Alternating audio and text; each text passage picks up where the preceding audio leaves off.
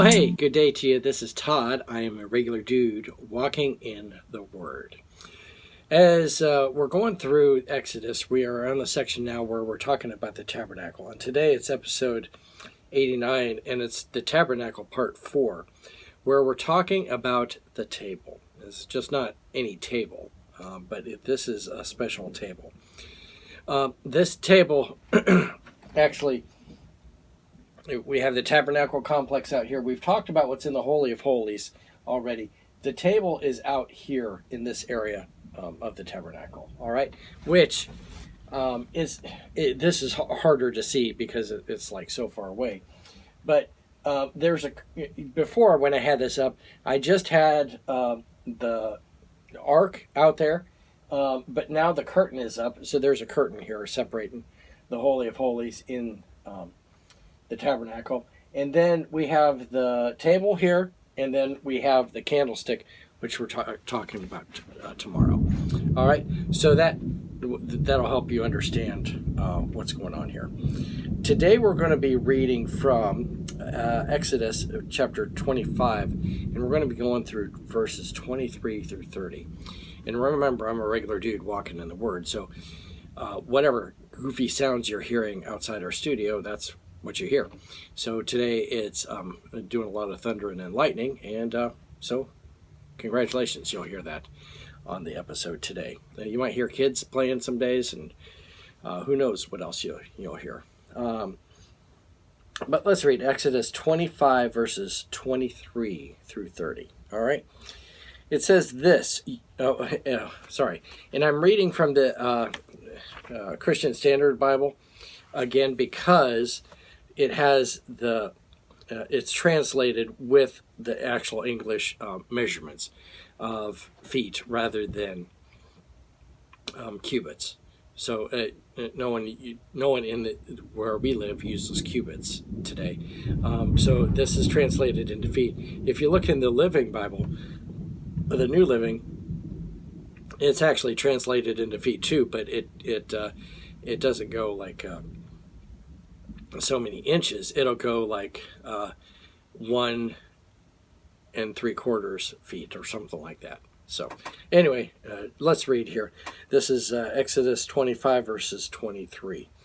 You are to construct a table of acacia wood, 36 inches long, 18 inches wide, and 27 inches high. Again, I have my tape measure here. So this was 36 inches long, so it's 3 feet. Okay, only that long. Okay, so only 3 feet long. It's not like a table you sit around as a big old family. All right. So 36 inches long, 18 inches wide. So 1.5 feet wide, 18 inches. It's only that wide, and then it's 27 inches high. So 27 inches.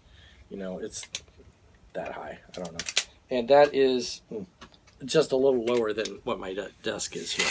So that's how high it is. Not a huge thing here. All right. It says overlay it with pure gold and make a gold molding all around it. All right. I'm going to stop there. We're talking about this table, and we talked about the ark and how it was made of what?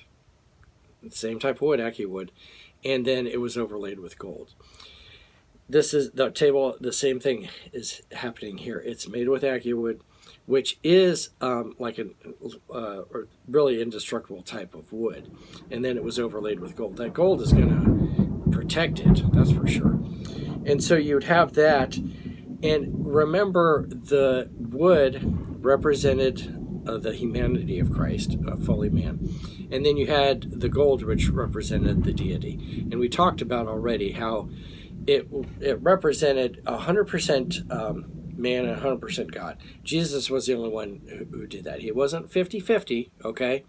But he was 100% man, 100% God. All right, so the table is the same thing. It's representing the same thing, that it's through Jesus. Okay, this represents Jesus. It doesn't represent anyone else. It represents Jesus here. All right, verse 25, make 3-inch frame all around it and make a gold molding for it all around the frame. Make 4 gold rings for it and attach the rings to the 4 corners of the 4 legs. Okay, the ring should be next to the frame and for the holders for the poles to carry the table. Make the poles of acacia wood and overlay them with gold, and the table can be carried by them. Okay, again, you weren't supposed to just manhandle that table around, but it was made for easy transport, like the ark was, that you weren't actually touching the table, but you could pick it up with these poles. All right. You are to make its plates and cups as well as its pitchers and bowls for pouring and drink offerings. Make them out of pure gold. Put the bread of the presence on the table before me at all times. All right. So this table had on it 12 loaves of bread to represent the 12 tribes of Israel. That bread was made out of fine flour. So the bread was representing like perfection of the fine flour. You weren't supposed to find any flaws in that fine flour like that. And we know from the New Testament that bread represents Christ. You know, Jesus said, I am the bread of life. All right. So we have this table here representing Jesus. And then, you know, it goes on to, with the bread on it, representing Jesus again. A table, it's just a common symbol that went for ages, that represented fellowship. And this was a place of fellowship, okay? Fellowship with God, the priests and God, and the other priests also. So in all of this, the bottom line is fellowship. God wants the fellowship, and it only comes through Jesus. Back here, that fellowship came through, you had the priest who was mediating and had to do everything. I have fellowship with God today, and it's through Jesus, okay? And so that's my fellowship with God. So that's what this whole table represents here in this whole thing. All right? Thanks for watching. I'm a regular dude walking in the Word, and I look forward to seeing you tomorrow as we continue our journey through Exodus. Lord's blessing. I'll see you then.